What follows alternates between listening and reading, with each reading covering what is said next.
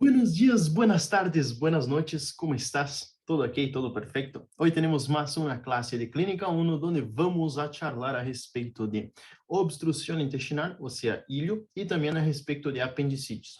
Son dos temas muy, pero muy importantes. Yo traté de resumir y dejar solamente lo más importante para el oral y nosotros vamos a resaltar algunas cositas en esos dos temas. Pero básicamente vamos a agarrar el agua y vamos a empezar la clase porque la clase de hoy está bien sencilla y bien entendible. Compartimos el power y ahí empezamos. Bueno, entonces, el primer tema que nosotros vamos a charlar hoy es a respecto del ilho o obstrucción intestinal. Qual é a definição de ilho? Ilho basicamente é quando o paciente não elimina nem matéria fecal, nem gases e nem água, não elimina nada, está todo obstruído. Então, nós vamos a definir ilho como se fuera um quadro clínico, se caracterizado por la falta de eliminação de matéria fecal e gases devido à circulação, à detenção de essa circulação do contenido intestinal. Nosotros clasificamos el ilho según su fisiopatogenia y según el nivel de obstrucción. Cuando nosotros vamos a charlar, vamos a entender, ¿qué es la fisiopatogenia? Fisiopatogenia es básicamente en dos, si es obstrutivo o funcional. ¿Cuál es la diferencia entre los dos? Funcional, nosotros vamos a llamar aquel ilho, aquella obstrucción intestinal, cuando el intestino se solidariza y entonces deja de contrair, deja de hacer su función, que es el peristaltismo, en ese caso, y entonces por ejemplo, en un caso de apendicitis, el ilho, por esa inflamación del peritoneo, se solidariza y deja de trabajar. Entonces, nosotros vamos a tener un ilho funcional, o sea, la afectación no está directamente relacionada al intestino. Em cambio, el ilho obstrutivo, que são esses dois tipos de fisiopatogenia que temos, nós vamos a ter uma obstrução do intestino. Seja ela que pode ser uma obstrução aguda, alta ou baixa, ou também pode ser uma obstrução que pode ser intrínseca, ou seja, adentro da luz, pode ser uma obstrução generalmente causada por algum objeto, alguma massa, por exemplo, um tumor de la própria mucosa do intestino, ou hasta mesmo ser um tumor, ou hasta mesmo um aneurisma que comprima esse intestino, essa porção intestinal, e então impida um correto funcionamento do intestino. Ocorre uma obstrução intestinal. Então, o ilho, quando vamos falar de fisiopatogenia, temos dois que sí o sí devemos nos acordar, que é a obstrutiva, por alguma causa extrínseca, ou hasta mesmo de la própria mucosa intrínseca, e também temos a causa que é funcional, que está relacionado mais que nada quando o intestino se solidariza, se siente malo por alguma outra afectação distante, podemos assim dizer. Também é frequente o ilho, para dizer distante, também é frequente um ilho, por exemplo, por uma colecistite, ¿sí? Uma colangitis, quando há alguma afectação inflamatória, inflama o peritoneo, o intestino se solidariza, então se deixa de funcionar. Pero, basicamente, ilho, então, segundo fisiopatogenia, é obstrutiva ou funcional. Segundo o nível da obstrução, é basicamente se é alto ou se é baixo. Qual é a diferença? Fundamentalmente, se uma obstrução é alta, ou seja, nas primeiras porções intestinais, nós vamos ter com maior frequência a presença de vômitos, náuseas. O paciente generalmente vai apresentar vômitos com restos alimentares. Em câmbio, quando estamos falando na uma obstrução mais baixa, nós temos que sí ou sí pensar que a obstrução mais baixa tarda mais em aparecer os sintomas, e generalmente os sintomas podem ser um pouquinho mais leves. Muitas das vezes são sintomas que não são tão assim agudos como a alta, como náuseas e vômitos, pero é importante diferenciar se é alta ou baixa, justamente por conta da terapêutica que nós vamos actuar em nosso paciente. Então, alta, generalmente o paciente apresenta sintomas um pouquinho mais ocorre a obstrução e já vai apresentar os sintomas. Em cambio, as bajas, nós temos um ilho que generalmente, muitas das vezes, por exemplo, é comum ver nos ancianos um ilho por um fecaloma. Os ancianos tardam para vir a la consulta, porque não vão de corpo e, então, como não tem muita sintomatologia, por exemplo, não tem vômitos agudos e muito frequentes, então, os pacientes tardam um pouquinho mais em aparecer a la consulta. Básicamente, entonces, el hilo se clasifica de esas dos formas y los hilos mecánicos, como ya estamos hablando, tenemos enfermedades extrínsecas, anomalías de la pared intestinal e intraluminales. Pero eso ya vamos a ver en un cuadrito ahí que yo puse bien copado, bien resumido de las causas de hilo. ¿Cuál es la epidemiología en esos casos? Epidemiología generalmente é mais frequente em homens, ¿sí? Adultos ou ancianos, generalmente se dá mais frequente em ancianos, e é o abdômen agudo obstrutivo mais frequente, é o segundo abdômen agudo mais frequente, só perde para o abdômen agudo inflamatório. Sí, basicamente é isso de hilo, a epidemiologia, definição e classificação. Hilo mecânico ou obstrutivo. Que é esse hilo? Esse hilo pode ser generado por patologias dentro da luz, da parede do intestino, ou até mesmo patologias extrínsecas que comprimem o intestino, que já havemos dicho. Pero basicamente, o hilo mecânico, temos que saber que temos corpos extraños que vão estar intraluminares, essa outra classificaçãocita aí que nós estávamos falando antes. Intraluminares, cuerpos extraños. ¿Cuáles son los cuerpos extraños que pueden aparecer?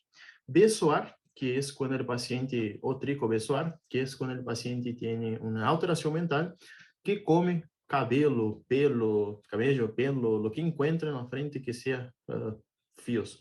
Muchas de las veces esos pacientes son pacientes psiquiátricos que tienen esa enfermedad y muitas das vezes se sacam o cabelo para poder comer. O que passa? Vai generando na pelota, é como se fosse uma pelota no gato, que geralmente os gatos quedam lambendo aí e têm uma pelota de pelo. É basicamente o mesmo mecanismo, pero acá temos uma persona. Cálculos biliares, pero é raro, sí, é bem raro. O hilo biliar é raro, raríssimo, não é tão frequente, porque para generar hilo biliar, o cálculo deve ser sumamente grande, sí, para obstruir o intestino. Lesiones, então, hablando também do hilo mecânico, quando vamos falar lesiones de la pared mucosa, salimos de la luz, sí, salimos de la luz, agora estamos falando de la pared del intestino. Nosotros tenemos el congénito, que por ejemplo, artresias, estenosis, duplicación intestinal, inflamatorias, ¿sí? Colitis ulcerosa, enfermedad de Crohn. Fundamentalmente, enfermedad de Crohn genera mucha estenosis, por ser una enfermedad en partes, puede generar o una obstrucción alta o una obstrucción baja por cuenta de esa estenosis.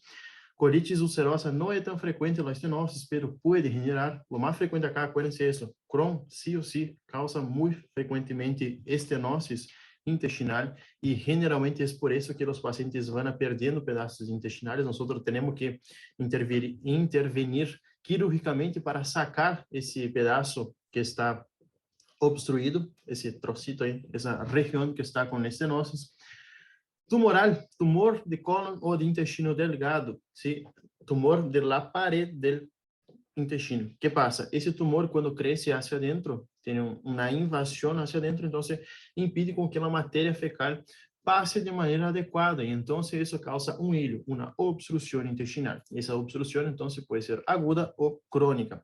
En ese caso, de los tumores, generalmente por serem processos crônicos, por serem processos que generalmente tardam alguns meses, hasta mesmo anos, nós temos hilo mecânico que pode ser antes precedido por exemplo, o paciente pode referir que as heces quedam mais assentadas, que o paciente, fundamentalmente, há cambio no hábito intestinal do paciente. Então, o paciente, principalmente quando tem, por exemplo, um tumor de cólon, generalmente o que vai apresentar é uma alteração de seus hábitos intestinais, as heces quedam mais assentadas, o paciente vai de corpo menos vezes do que ia semanalmente. Então, ojo quando o paciente tem cambio em seus hábitos evacuatórios, principalmente os pacientes maiores de 50 anos, porque nos pode fazer pensar em câncer. E depois, lesões extrínsecas. Que seriam lesões extrínsecas? Seriam lesões que nós temos afuera do intestino. Isso pode generar hilo mecânico ou hilo obstrutivo. É a mesma coisa, solamente outro nome. Extrínseco, temos aderências. As aderências são sumamente frequentes em los pacientes que foram já sometidos a alguma cirurgia. Dou exemplo acá, por exemplo, o presidente de agora, Jair Bolsonaro, tú levó un cuchillazo, ¿sí? En su pared abdominal, entonces tuvieron que hacer varias cirugías y el presidente hace algunas semanas tuvo una complicación por esas cirugías, que es por esas cirugías que él hizo, que son las bridas. Las bridas son adherencias que generan por cuenta de manoseo, por cuenta de manejo del intestino, genera adherências fibróticas e essas adherências fibróticas podem fazer com que o intestino quede com um ilho mecânico. Então, causa extrínseca são as aderências obridas, que são a mesma coisa, se solamente têm são epônimos, têm o mesmo significado. Então, quando nós nos acordamos de lesões extrínsecas, sí ou sí há que acordar-se de bridas ou aderências. E acuérdense do presidente Jair Bolsonaro. Las hernias básicamente son una discontinuidad del músculo, generalmente son discontinuidad del músculo recto anterior. Entonces, quedan separados, el intestino pasa cuando se somete sobre alguna presión, valsalva o levanta mucho peso. Entonces, el intestino pasa sobre esa discontinuidad del músculo, obviamente que no es completa, es solamente como si fuera un agujerito así.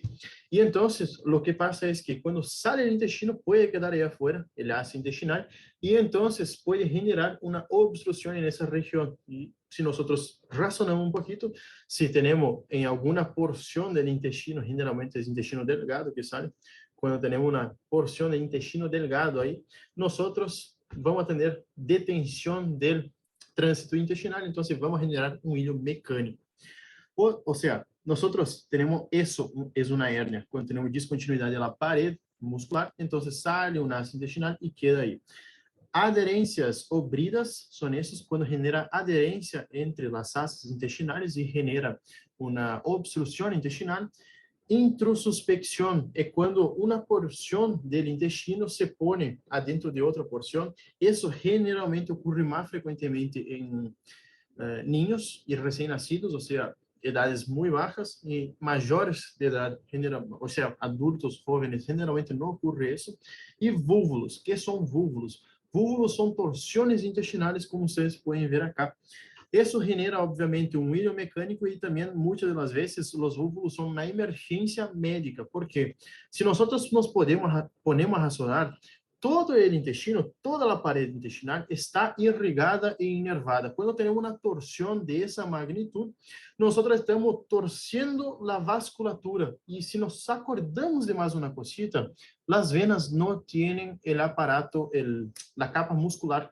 Então, são as primeiras que tienen torsión y son las primeras que tienen dificultad en su pasaje de sangre y también en la llegada de oxígeno. Entonces, en la salida del dióxido de carbono. Entonces, cuando tenemos vúvulo, es una emergencia médica que sí o sí el paciente debe tener, nosotros debemos tener una atención extra a nuestro paciente. Pero básicamente esas son las causas de hilo mecânico. Entonces, solo para acordar, son de dentro de la luz, de la pared y extrínsecas, que son las que pueden generar obstruções intestinais. Acá tenho um quadrito, creio que é de Fajeras ou de Harrison, não me acuerdo qual é. Não, creio que é de Harrison esse, ou de Fajeras, bueno. É um de los dos, ¿sí? Que basicamente todo o que já falamos acá está em um quadrito aí que eu saquei de Harrison ou de Fajeras. A mesma coisa, quando temos intraluminar, besoar, ¿sí? Intrínseca, ou seja, de la luz del intestino, e extrínseca, algo que empurre, algo que obstruya el intestino y cause un hilo mecánico. ¿Cuál es la fisiopatología del hilo? Pero básicamente el hilo mecánico. Nosotros tenemos, cuando ocasiona un hilo mecánico en nuestro paciente, vamos a tener primero una obstrucción. Esa obstrucción va a generar, eso es solo para entender qué pasa dentro del intestino cuando tenemos una obstrucción. Tenemos una obstrucción intestinal, isso genera acúmulo de líquido e gás adentro do segmento proximal à oclusão, ou seja, se a oclusão está acá, ou seja, o intestino vem de acá e descende, se imaginamos assim, vem de acá e descende. Se temos uma obstrução acá, acá se vai acumular gás e líquido, ¿sí? Bem cerca da obstrução, isso vai generar com que essa porção que está antes da obstrução se distenda, ou seja, seria assim, por exemplo, antes de la obstrucción, ¿sí? Acá en la obstrucción sería todo cerrado y acá tenemos una distensión del asa intestinal antes de la obstrucción, y entonces esa distensión, si nosotros también nos acordamos antes que hablamos ya, tiene toda la irrigación venosa y arterial del intestino está en su propia pared. Entonces, cuando tenemos una distensión, sí que lo normal sería eso, se distende, esa distensión hace con que esses vasos quedem obstruídos, ou seja, primeiro vai obstruir as venas e diminuir o retorno venoso. Se ocasiona na diminuição do retorno venoso, temos um aumento da pressão hidrostática capilar, porque se nós temos chegando sangue arterial e a vena está obstruída, não passa, esse segmento acá queda com aumento da pressão hidrostática e isso vai generar edema, ou seja, vai extravasar líquido. E quando extravasa líquido, nós podemos ter a formação de terceiro espaço nessa região, porque se sai líquido por aumento da pressão hidrostática, temos acumulação de líquido, que pode generar um terceiro espaço.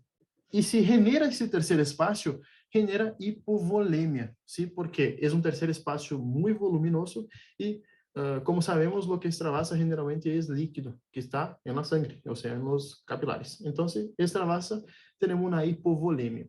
Que pode agravar essa hipovolemia? ¿Sí? Se o paciente, por exemplo, tem uma obstrução alta, además de ter extravasação de líquido, o paciente generalmente vai apresentar vômitos. E os vômitos fazem com que o paciente desidrate aún mais e genere uma hipovolemia. Todo isso junto, ou seja, a obstrucción, distensión del asa intestinal proximal a cada obstrucción, obstrucción de los vasos, primero de las venas, aumento de la presión hidrostática, extravasa líquido, puede formar un tercer espacio, paciente presenta vómitos, va a llevar a un fracaso de la reabsorción intestinal, alteración del metabolismo y alteraciones hemodinámicas. Generalmente, o que passa? Quando temos acá uma formação de terceiro espaço ou uma afectação vascular, nós temos a translocação bacteriana, ou seja, as bactérias que estão adentro do intestino saem e vão à sangue, e então se pode provocar um choque hipovolêmico, um choque séptico e uma insuficiência renal aguda, ¿sí? Fundamentalmente, choque séptico por conta da translocação bacteriana. ¿Sí? Sale del intestino y pasa al torrente sanguíneo. Eso es para entender qué pasa cuando nosotros tenemos una obstrucción intestinal. Entonces, solo para repasar un poquito de manera bien sencilla. Nosotros tenemos un hilo cuando tenemos una obstrucción intestinal.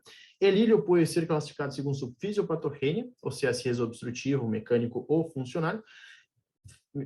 Obstrutivo ou funcional, obstrutivo e mecânico é a mesma coisa, ¿sí?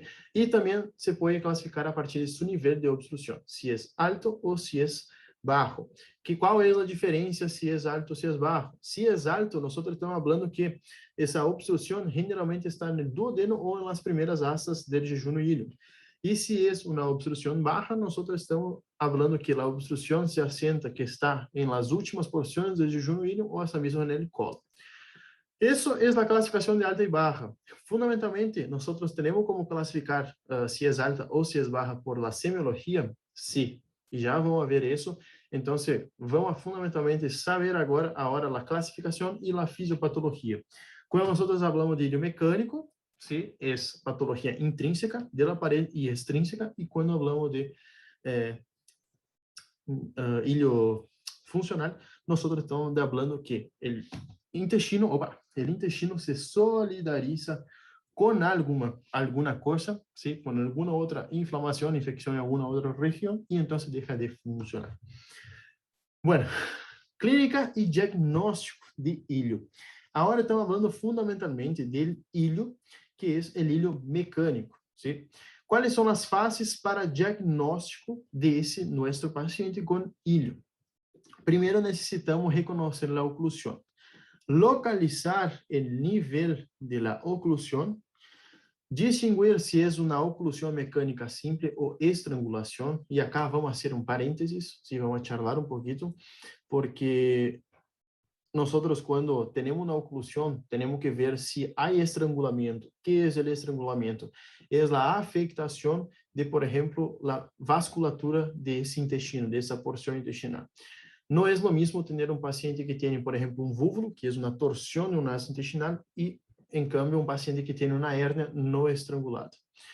¿Cuál es el punto? Cuando tenemos estrangulamento, tenemos mucho menos tiempo para actuar sobre ese paciente. Y cuando no tenemos estrangulamento, o sea, compresión de los vasos intestinales, nosotros tenemos más tiempo para actuar sobre ese paciente.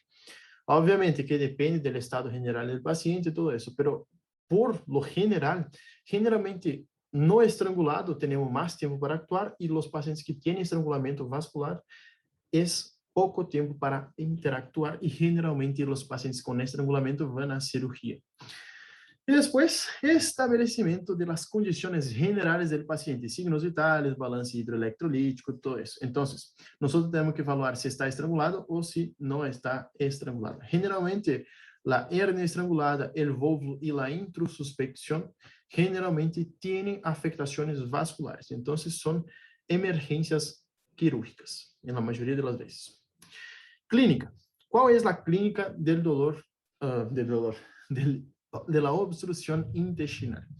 Mecánica. Generalmente el paciente va a tener dolor abdominal tipo cólico, porque nosotros en el intestino, cuando tenemos una obstrucción, por ejemplo, tenemos una obstrucción acá, si la porción antes de esa obstrucción trata de contraer más veces para intentar movilizar ese bolo alimenticio que va quedando retenido acá, entonces los dolores cólicos generalmente son por contracciones intestinales intensas que hacen con que intentan hacer con que ese bolo fecal, ese bolo alimenticio pase por esa obstrucción. Muchas de las veces, no, en ese caso, no son efectivas, pero el paciente refiere dolor abdominal tipo cólico, náuseas y vómitos. Muy importante, los vómitos. Los vómitos muchas de las veces, dependiendo de la altura, van a presentar hasta mismo pedazos de carne, si el paciente comió carne, obviamente, presentan restos alimenticios enteros muchas de las veces, dependiendo de la altura. Cuando el paciente tiene una obstrucción alta, los vómitos son más precoces a esa obstrucción, y cuando el paciente tiene una obstrucción baja, o sea, últimas porciones del jejum hídrico, generalmente los vómitos tardan un poquito más para aparecer. Cuando la obstrucción es en el colon, el vómito es característico. Si el paciente va a presentar un vómito fecaloide e olor podrido, yo nunca vi en mi vida, ojalá nunca vea, pero dicen que el olor é podrido, es un olor oscuro, o sea, es como está vomitando heces, es básicamente eso. Va a presentar constipación, y ¿qué es la cosa más importante acá? Además de náuseas y vómitos, la constipación, sumamente importante hacer el toque, el tacto rectal. En esa patología, sí o sí, no podemos nos olvidar de hacer el tacto rectal. ¿Por qué? En el caso de ilio, el paciente va a tener la ampolla rectal limpia. ¿Qué quiere decir eso? Hacemos el tacto rectal en el paciente, el dedo va a salir limpio. No sale con caca, ¿sí? Eso es sumamente importante. En ilio, entonces, tacto rectal, la ampolla va a estar vacía, no va a salir el dedo lleno de caca, básicamente eso. Y entonces el paciente, dependiendo de la altura, generalmente va a tener distensión abdominal y ausencia de eliminación de gases. La distensión abdominal es relativa. Si, por ejemplo, es una obstrucción alta, la distensión va a ser menor. Y si es una obstrucción baja, la distensión va a ser mayor, justamente porque en la baja, generalmente el paciente no vomita tan frecuentemente. En la alta, los vómitos aparecen con mayor frecuencia. Luego de la obstrucción, generalmente aparecen los vómitos. El hilio paralítico, ¿sí? El hilio que dejó de andar, o sea, el hilio funcional también puede ser llamado. A diferencia del hilio mecánico, nosotros acá no tenemos una obstrucción. O sea, no tenemos una obstrucción intraluminal, mucosa, de la mucosa, obviamente, o extraluminal. Acá, nosotros generalmente vamos a tener de forma refleja, ¿sí? El intestino va a dejar de funcionar por cuenta que se solidarizó por otro cuadro irritativo ou um quadro de dolor intenso. Por exemplo, é frequente que os pacientes produzam ilho paralítico ou ilho funcional por conta de um cólico renal. ¿Sí? Os cólicos renales, generalmente, o paciente não consegue quedar parado assim, não queda numa posição, le duele muito, lloran por dolor. Então, o ilho, muitas das vezes, se solidariza e deixa de funcionar. Pero es totalmente funcional, o sea, no tenemos una obstrucción acá visible. Entonces, ¿Cuál es el punto? El hilo paralítico es una obstrucción por una parálisis intestinal aguda. Puede ser llamado de hilo adinámico, paralítico o hasta mismo funcional. Bueno, ¿cuáles son las causas más comunes de hilo o pseudoobstrucción intestinal? Procedimentos quirúrgicos intraabdominales, lesión de la columna lumbar o quirúrgicos en la columna lumbar y pelvis, anomalías metabólicas o hidroelectrolítica, como hipopotasemia y hipomagnesemia, hiperglucemia también, ¿sí? En los casos de cetoacidosis diabética, el paciente puede generar un hilo asociado a esa cetoacidosis diabética. Fármacos pueden generar, como los opioides, antihistamínicos, anticolinérgicos. Isquemia intestinal puede generar un hilo paralítico. Inflamación o hemorragia intraabdominal. Neumonía de los lóbulos inferiores. Miren acá como el intestino se solidariza con todo. Si cualquier cosita distinta, el intestino deja de funcionar. Septicemia, hiperparatiroidismo, pseudoobstrucción intestinal, hilo secundario. Entonces, básicamente, el hilo paralítico, nosotros vamos a tener causas extrínsecas al intestino, excepto en el caso de la isquemia intestinal, pero generalmente son causas extrínsecas al intestino que van a hacer con que ese intestino deje de funcionar. Los más frecuentes son los procesos intraabdominales con irritación peritoneal. Sí, esos son los más frecuentes. Por ejemplo, procedimientos intraabdominales. ¿Cuáles serían esos? Por ejemplo, intraabdominal sería el colecicitis, el cólico biliar, la apendicitis, el cólico renal. Entonces, todos esos son procesos irritativos que pueden hacer con que el intestino deje de funcionar. Y el hilo funcional puede ser el hilo adinámico o paralítico, el hilo dinámico simple o espástico, el hilo localizado o pseudo-obstrucción. En forma más sencilla para nosotros memorizar, tenemos varias etiologías de hilo, pero básicamente para memorizar, entonces nosotros vamos a dejar un poquito más sencillo eso. Y quiero que ahora anoten eso. Anotar eso porque va a ser sumamente más fácil y más sencillo. Bueno, ¿cuáles son las etiologías de hilo paralítico? Eso creo que también es del mismo cuadrito, de la misma, sea de Fajeras o de Harrison, no me acuerdo, pero es un cuadrito de ahí, pero nosotros vamos a facilitar eso. Anotar eso porque es sumamente importante. ¿Cuáles son las etiologías del hilo paralítico, hilo adinámico? Tenemos inflamatorios o infecciosos, es otra clasificación de etiologías. Inflamatorio o infeccioso. Tenemos afectación, tenemos el hilo reflejo, afectación vascular y embólica, afectación tóxica, afectación metabólica y también el hilo dinámico o espástico. ¿Cuál es la diferencia? Inflamatório infeccioso, generalmente inflamatório ou infeccioso, puede ser por cuenta de una parálisis intestinal postoperatoria. Generalmente el intestino tiene después de alguna cirugía, tiene una parálisis de su tránsito intestinal por 24, 48 horas. Después de eso, tenemos que abrir el ojo. Por ejemplo, un caso que acá de mi familia que pasó eso, mi madre hizo una histerectomía, que es sacar el útero, y quedó con hilo. Sí, quedó con hilo mayor de 48 horas, entonces ahí sí los médicos abrirían el ojo, todo eso, pero es frecuente que genere una parálisis postoperatoria, procesos inflamatorios peritoneales y, bueno, básicamente eso, inflamatorios infecciosos. Después el próximo tópico era el vascular y embólico, que ahí nosotros tenemos afectaciones vasculares intestinales, como embolias arteriales intestinales, trombosis portal y también teníamos el infarto intestino mesentérico. ¿Cuáles son las causas reflejas? Tenemos la litiasis renal, uronefrosis, traumatismos abdominolumbares, que ahí entraría acá, como por ejemplo nosotros vimos en las afectaciones de columna lumbar, cólicos hepáticos, tubováricos en la mujer, pleuresías diafragmáticas, todo eso van a causar hilos reflejos. No es que siempre van a causar, es que pueden causar. Tóxicos, por ejemplo, uso de drogas prolongadas pueden generar, por ejemplo, cocaína puede generar un hilo. Marihuana también puede generar hilo, pero es más difícil, la cocaína es más frecuente. Metabólico, temos la hipomagnesemia, hipopotassemia, hipomagnesemia y hiponatremia, la uremia y hiperglucemia. E o ilho dinâmico ou espástico, aí seriam as intoxicações por plumo ou intoxicações alimentares. Eu creio que com isso queda bem resumido e bem um pouquinho mais classificado a parte de ilho paralítico. Sí, essa é a classificação etiológica do ilho paralítico. E qual é a diferença entre o ilho paralítico e o ilho obstrutivo? Acá, sumamente importante, estrejito, porque é pergunta de exame e sumamente importante para a vida clínica.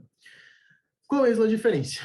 O ilho dinâmico, o ilho adinâmico, ilho paralítico, que é a mesma coisa, qual é a diferença com o ilho obstrutivo?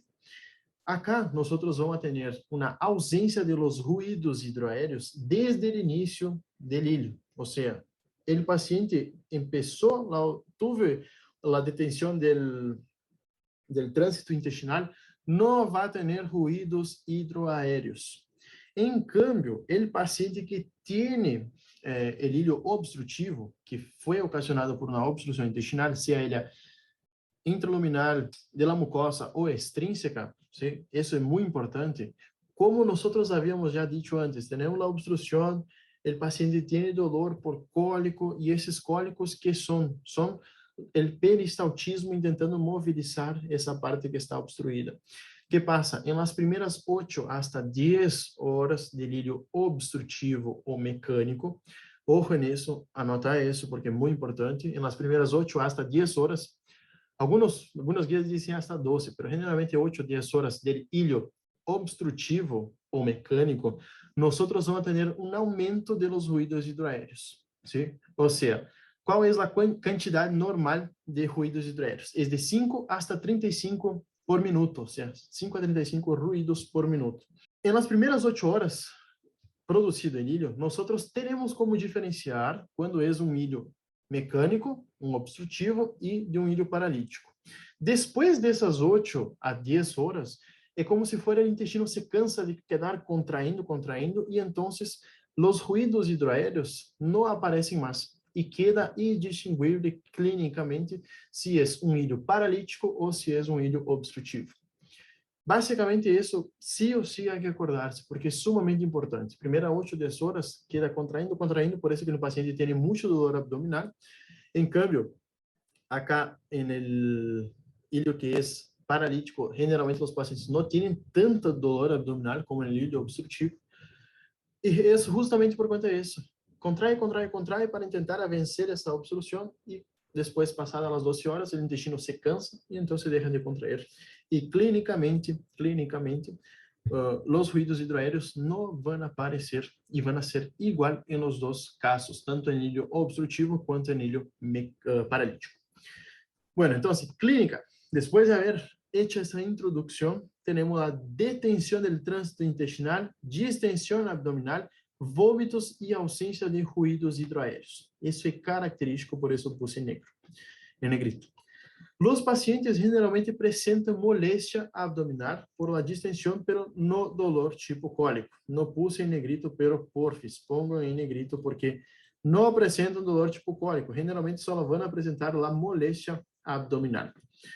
Então, com isso nós vamos diferenciar fundamentalmente se é um ilho paralítico ou se é um ilho obstrutivo. Exame físico, sempre buscar signos e sintomas de desidratação, cicatrizes. ¿Por que cicatrizes? Se, por exemplo, isso na cirurgia, por exemplo, minha madre, isso na esterectomia, tem cicatriz infraumbilical, sim ou sim há que perguntar quanto tempo há que isso é essa cirurgia, fundamentalmente. Por exemplo, outra questão, Jair Bolsonaro, isso na cirurgia há 7, 8 meses, creio que foi a última. ¿Por qué es importante preguntar eso? Porque nosotros vamos a sospechar algunas patologías, si es, por ejemplo, adherencias o bridas. Nosotros pensamos fundamentalmente en esos pacientes que tienen cicatrices. En cambio, los pacientes que no tienen cicatrices, generalmente ya se descarta la posibilidad de adherencias o bridas. Eso es muy importante, por eso puse una estrellita acá en cicatrices. Temperatura, muy importante, buscar si hay fiebre, ¿sí? Distensão abdominal, por exemplo, se a obstrução é baixa, o paciente vai ter muita obstrução intestinal, com muitos gases também. Palpación y ruídos hidroaéreos. Acá, el ruido hidroaéreo es sumamente importante, por cuenta de eso que ya hablé, para diferenciar nas 8, 12 horas primeiras se é um ilho obstrutivo ou um ilho paralítico.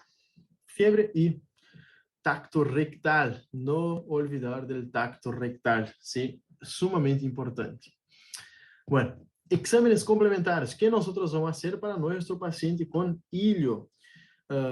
Otra cosita. En el tacto rectal, nosotros sí o sí vamos a buscar, ¿sí? Si hay heces, si la ampolla está vacía o si está llena, porque si está llena, probablemente es un ilio paralítico y no obstrutivo. Esa es otra diferencia, ¿sí? Outra cosita, obviamente, um ilho paralítico que empezó hace rato, ¿sí? No un ilho paralítico que empezó hace 48 horas. Eso es distinto. Después, ¿sí? Tenemos que buscar sangre, por ejemplo, en el tacto rectal, porque si hay sangre, podemos razonar si hay hemorroides, si hay, por ejemplo, un tumor sangrante, si hay una afectación intestinal, como por ejemplo la colitis ulcerosa.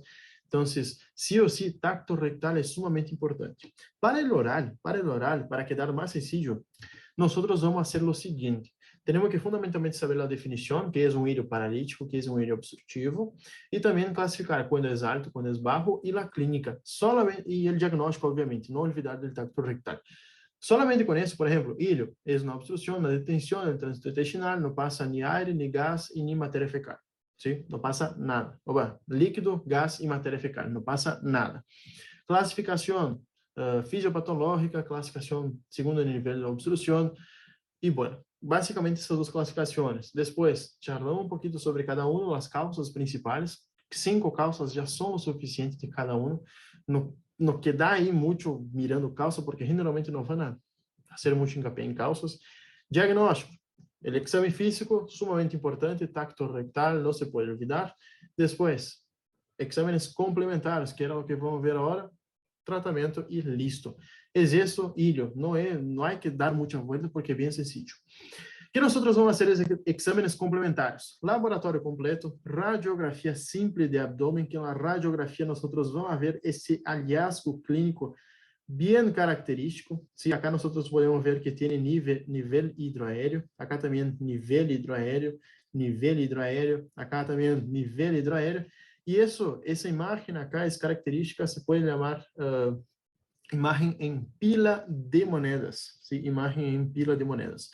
O el signo del revoque, que es el acúmulo de líquido interasas intestinales, o sea, entre las asas intestinales. Bueno, TAC.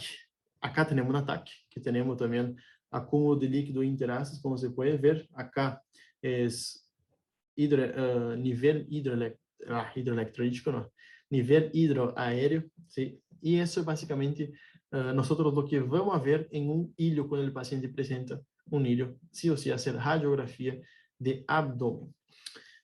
Bueno, resonancia y eco abdominal. Fundamentalmente se hace en algunos casos más específicos, pero por el precio, ¿sí? Nosotros vamos a elegir laboratorio, radiografía, ecografía en ese orden y por último la TAC. La TAC es fundamentalmente para ver cuál es el nivel de la obstrucción y cuál es la causa, si es, por ejemplo, un ilho obstrutivo que sea intraluminal en la pared de la mucosa o hasta mismo extrínseco. Básicamente eso. Después nosotros tenemos el hilo raro, que ya hablé antes, que es el hilo biliar. ¿Qué es el hilo biliar? El hilo biliar es cuando tenemos cálculos biliares, litos biliares, y por una, ¿cómo puede decir? Por una fístula bilioentérica, o sea, tenemos una fístula entre la vesícula biliar y el intestino. Por una fístula bilioentérica, ese cálculo gigantesco sale e impacta, miren el tamaño del cálculo, sale e impacta en un asa intestinal. Eso es hilo biliar. Hilo biliar es ocasionado por un lito biliar grande que es pasado desde la vesícula biliar hacia el intestino por una fístula. ¿Por qué no pasa por el colédoco? Porque el colédoco es muy chiquito, entonces para generar un hilo biliar, el cálculo debe ser grande, entonces solo pasa por una fístula. Hallazgos radiológicos, ¿sí? Tenemos una tríada, que es la tríada de Higler. Preguntó, creo que una vez eso, ¿sí? Una vez. estoy pasando por las dudas por eso. Pero entonces, sí o sí, vamos a memorizar por lo menos que el hilo biliar ocurre por una fístula bilioentérica y entonces tenemos la pasaje del cálculo desde la vesícula hasta el intestino y entonces obstruye. Acordando que si tenemos un cálculo acá dentro, es un hilo mecánico, ¿sí? Es un hilo mecánico. Entonces vamos a tener la tríada de Rigler, es básicamente aerobilia, obstrucción intestinal y cálculo biliar en situación aberrante. Por ejemplo, el cálculo está acá, que debería estar adentro de la vesícula o también en el colédoco. Eso es la tríada de Rigler y sí o sí es muy infrecuente, sí, es infrecuente, pero es patognomónica esa tríada. Es infrecuente, pero patognomónica. Bueno, eso es hilo biliar. Entonces ya hablamos del hilo obstrutivo, del hilo paralítico y del hilo biliar. Generalmente el hilo biliar no se pregunta, pero por las dudas es esto, así bien sencillo. Tratamento. ¿Cuál es el tratamiento del hilo, de la obstrucción intestinal? Primero nosotros vamos a hacer monitoreo de oxígeno y vías, como siempre, a todo el paciente que sea agudo. Vamos a hacer medidas de sostén, como por ejemplo, restitución de las pérdidas hidroelectrolíticas, corrección del equilibrio ácido-base, descompresión intestinal por sonda y sonda vesical para evaluación de la diuresis. Pero básicamente vamos a hacer monitoreo, oxígeno y vías y sonda sonda nasojejunal y también se puede utilizar la sonda vesical. Básicamente eso, monitoreo, oxígeno y vías de grueso calibre. ¿Por qué vías de grueso calibre? Porque muchas de las veces ese paciente pierde mucho líquido por cuenta de la formación de tercer espacio. Entonces, tenemos que sí o sí rehidratar mucho nuestro paciente por esa formación de tercer espacio. Pero básicamente no es difícil. El tratamiento va a depender de acuerdo a su etiología, de acuerdo a su causa. Por ejemplo, no es lo mismo tener un hilo biliar, tener un BSOA, que tener, por ejemplo, un hilo paralítico. No es lo mismo. Entonces, el tratamiento acá es medidas de sostén, medidas generales para el paciente y tratar la causa. Las preguntas de hilo, antes de pasarmos a la apendicitis aguda, generalmente rondam a respeito da semiologia, como distinguimos se é um hilo obstrutivo e se é um hilo adinâmico ou hilo paralítico, hilo funcional. As causas de hilo, generalmente les gusta muito perguntar, e o diagnóstico, como se diagnostica hilo e como é se a obstrução é alta ou é baixa. Basicamente, essas são as perguntas que mais foram hechas nesses últimos meses y años a respecto de ese tema. Tratamiento entonces etiológico y medidas generales. Ahora vamos a pasar a un punto muy importante de esa clase. Fue pregunta en mi examen, en mi tercera era, o sea, el oral, y sí o sí, siempre va a entrar en las preguntas apendicitis aguda. Ah, pero ¿por qué va a entrar? Porque es sumamente frecuente, es una patología que afecta un porcentaje gigantesco de la población, entonces ojo en apendicitis aguda. Vamos a tomar un agua y ahí empezamos con apendicitis aguda. Apendicitis aguda. ¿Sí? Tranqui, palanque. Vamos a empezar. Epidemiología es la urgencia quirúrgica más frecuente, urgencia quirúrgica abdominal más frecuente. La mortalidad, siempre pensamos que mucha mortalidad, pero no. La mortalidad es de 0,1% y se eleva hasta 5% si el paciente perfora el apéndice. Si no, tranqui, muere muy poco. Pero eso es muy importante. Urgencia quirúrgica abdominal más frecuente. Suele entrar en choice esa pavadita acá. 10% tiene complicaciones. ¿Y cuál es la complicación más frecuente? Otra pregunta de examen. ¿Cuál es la complicación más frecuente de la apendicitis aguda? Es la infección de la herida operatoria. Sí, esa es la complicación más frecuente de una apendicitis aguda. Entonces, apendicitis aguda es la inflamación del apéndice de manera aguda, donde nosotros vamos a tener que es la principal urgencia quirúrgica abdominal. Mortalidade bajísima, solamente se incrementa essa mortalidade hasta un 5% si tiene perforación apendicular y 10% tiene complicaciones. ¿Y cuál es la complicación más frecuente? Que ya fue pregunta de escrito y de oral, es la infección, la afectación, infección de esa herida operatoria. Bueno, ¿Cuál es la etiopatogenia de la apendicitis aguda?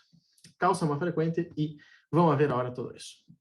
Nosotros cuando vamos a hablar de la fisiopato y de la etiopatogenia, tenemos que saber que la etiopatogenia de la apendicitis aguda, la causa más frecuente es la proliferación linfoide. Esa proliferación linfoidea hace con que ocasione una obstrucción de la luz apendicular, aumenta la presión intraluminal por las secreciones del apéndice, aumenta la proliferación bacteriana, afecta como el intestino, que ya habíamos visto, afecta la vasculatura de ese apéndice y entonces puede generar una necrosis y posteriormente una perforación de la pared. Con eso nosotros vamos a tener la fisiopatología de nuestra apendicitis aguda, que básicamente es lo siguiente.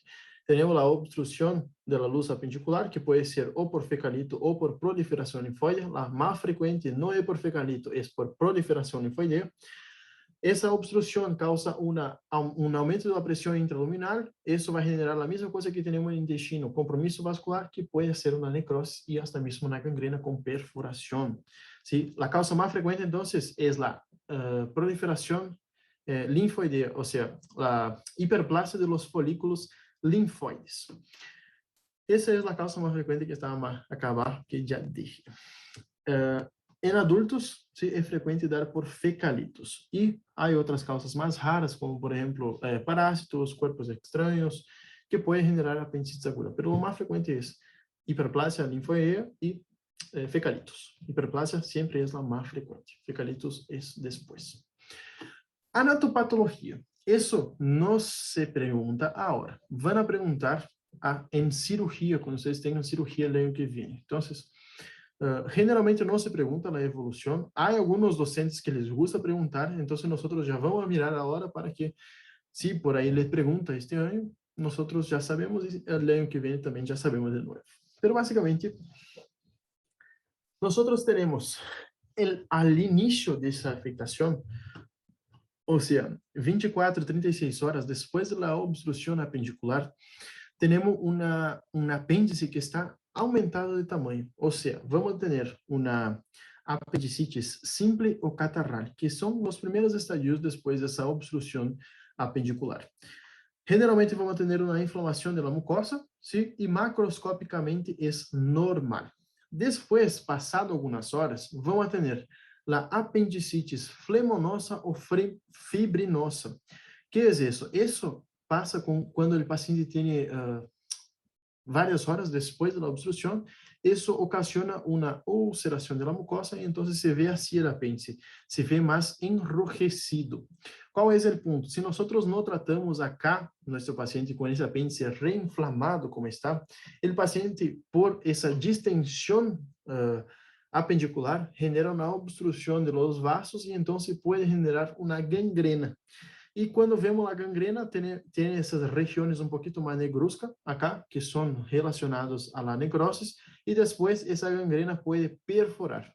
Y ahí sabemos que si perfora esa región del intestino, ¿sí? Tenemos la extravasación de materia fecal al abdomen y al peritoneo. Y entonces genera la mierda ahí, genera toda una peritonitis en nuestro paciente, que eso es lo que no queremos. Entonces, luego la obstrucción, tenemos simple o catarral, flemonosa o fibrinosa, pasado algunas horas, gangrenosa y por último la perforada. ¿Sí? Acá tenemos otra clasificación que es básicamente la misma cosa. ¿Sí? No cambia mucho, pero es la misma cosa.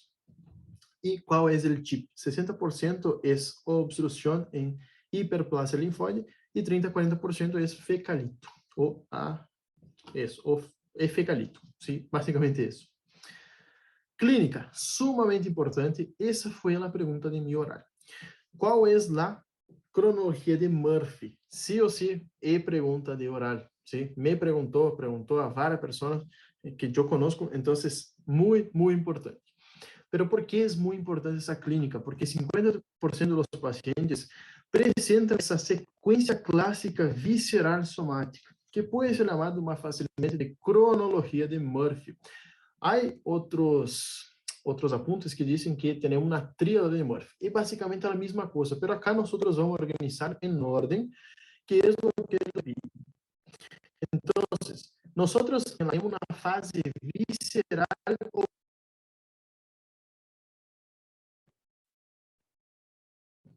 ahí volvió. Ahí, perdón. Nosotros en la clínica tenemos entonces una secuencia clásica visceral somática, que es la fase visceral o prodrómica. ¿Por qué es importante saber? Porque más de la mitad de los pacientes van a presentar esa clínica, esa cronología de Murphy. ¿Cuál es la primera manifestación que ellos presentan? Es el dolor abdominal en el epigastrio, visceral, difuso, persistente y continuo. ¿Sí? Esa es la primera manifestación que el paciente generalmente va a presentar. ¿Cuál es el punto? Lo que se pregunta acá, y ojo en eso, que el dolor abdominal generalmente se inicia en el abdomen superior, tiene una epigastralgia y después de 4 a 6 horas, 4 a 6 horas, 4 a 6 horas, ese dolor desciende hacia la fosa ilíaca derecha, más frecuentemente. Entonces, la clínica de nuestro paciente es básicamente esa, epigastralgia que después desciende hacia la fosa ilíaca derecha. Generalmente presenta después anorexia, en segundo paso, náuseas, vómitos y fiebre es por último. Eso es la cronología de Murphy. Dolor abdominal, anorexia, náuseas, vómitos y fiebre por último. Hay algunas otras guías que dicen que tenemos la tríada de Murphy, que es básicamente apendicitis, de la apendicitis, que es dolor abdominal, náuseas, vómitos y fiebre. La fiebre puede o no presentar en nuestro paciente.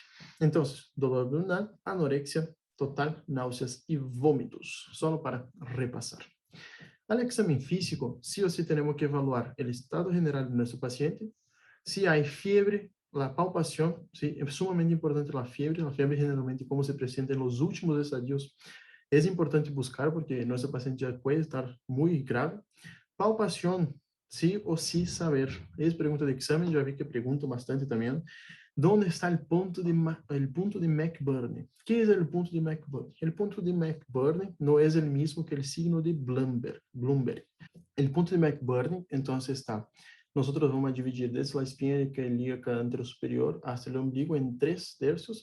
Vamos a agarrar, ¿sí? 3 tercios. Vamos a agarrar ese primer tercio acá, que es donde va a estar el punto de McBurney. Nosotros vamos a presionar ahí y el paciente va a sentir dolor. Otra cosa, signo de Bloomberg. Generalmente, signo de Bloomberg no es signo, acuérdense eso, no es signo de apendicitis, es signo de peritonitis.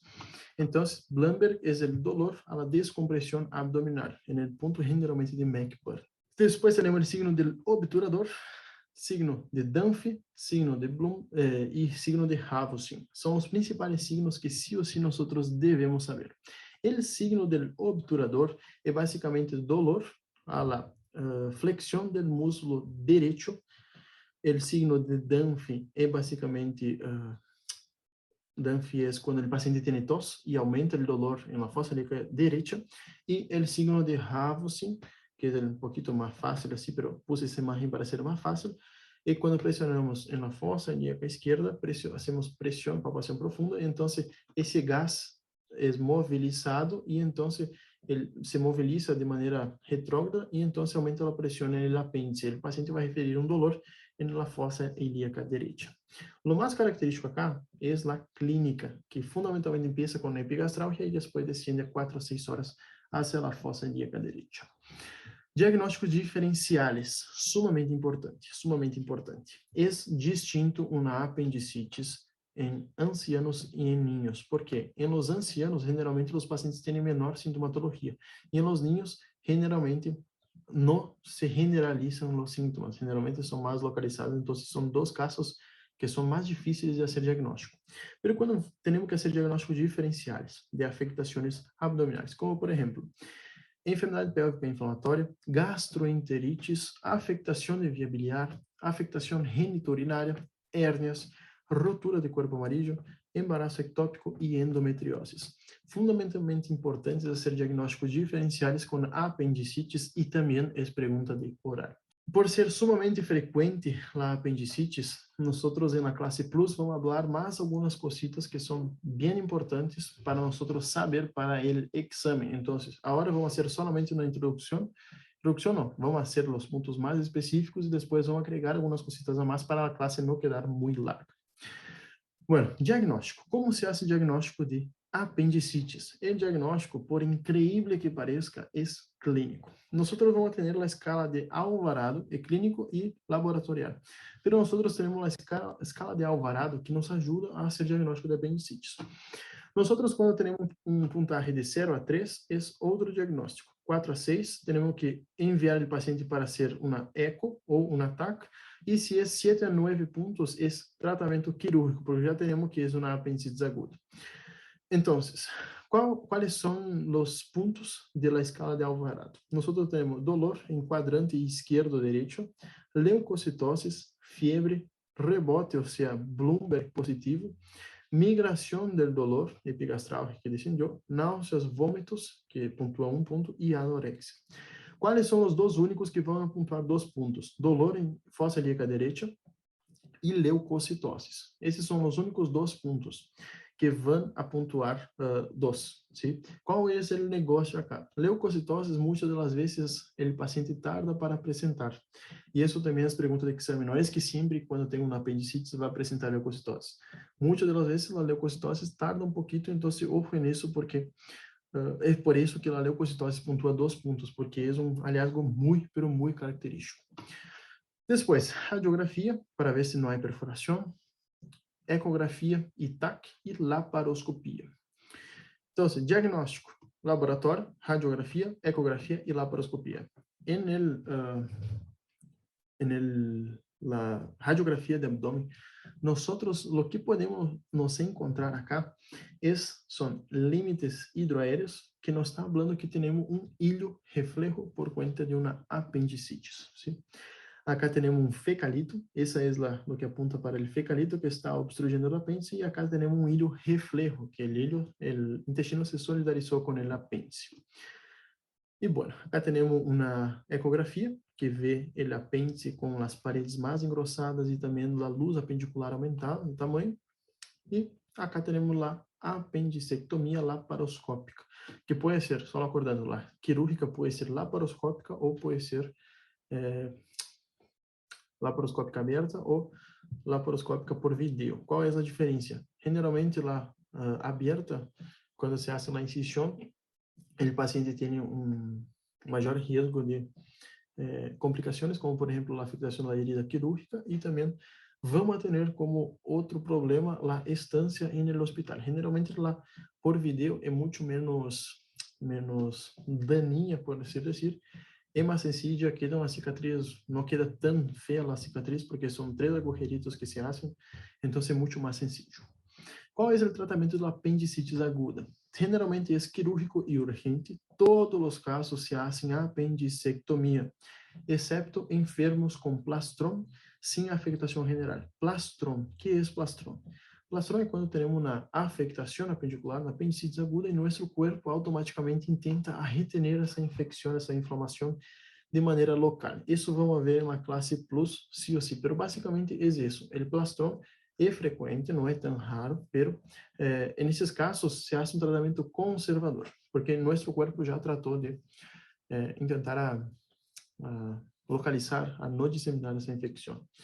Nosotros vamos a dar antibióticos solo en casos, o sea, durante más de 24 horas, solo en casos complicados, con gangrena o perforación, o en los pacientes que presenten peritonitis de cualquier grado. Y el tratamiento quirúrgico puede ser por video o puede ser laparoscópica abierta. Esa es la incisión de McBurney. Ese sería el antibiótico lutando contra la bacteria.